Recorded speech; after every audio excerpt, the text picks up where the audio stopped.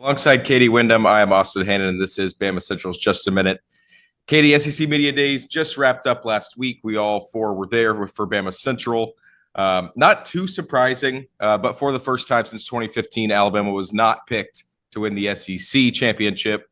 Obviously, it was Georgia who's done it 2 years in a row, or no, well, just 1 year in a row. They lost the SEC championship 2 years ago, but back-to-back national champions. They were voted to win the SEC this year. Alabama was voted to win the West over LSU. I think that matchup being in Bryant-Denny Stadium gave them a little help there.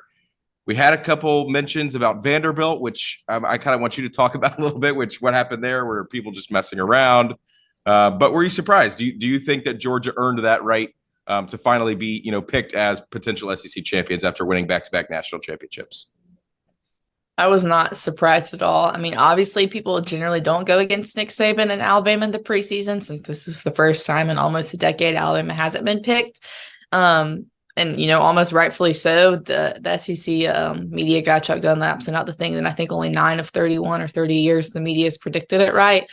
But 5 of those 9 have been Alabama since, I think, like 2015 or 2014. So, it's generally a pretty safe bet to pick Alabama to win the SEC under Nick Saban. But I think you do have to respect what Georgia's done and also their schedule.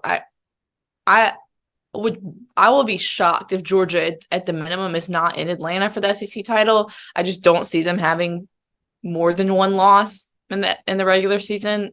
Definitely not 2. And so maybe unless they lose a head-to-head with Tennessee and Tennessee wins out and the balls get there. But I think you have to respect Georgia. And really that Alabama LSU margin in the West, points-wise, was super close, which I believe would have been the first time in a decade that Alabama wasn't picked to win the West.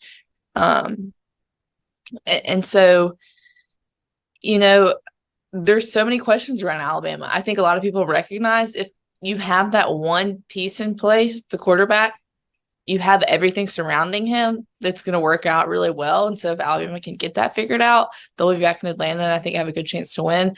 As far as the Vanderbilt front, I think if you, Austin was there for all 4 days of SEC Media Days. If any of you kept up with it on SEC Network and heard some of the questions in the main room, y'all weren't as privy to some of the questions in the breakouts and electronic media room. You would recognize that there's all sorts of media there, all sorts of people with credentials from, high-level newspapers, ESPN, beat writers like us, down to people who maybe, host a podcast that 12 people listen to. But everyone is given a credential and could be called on to ask a question. And so I think some people just do it for fun, which to me, there's nothing wrong with that. If they want to do that, it's fine.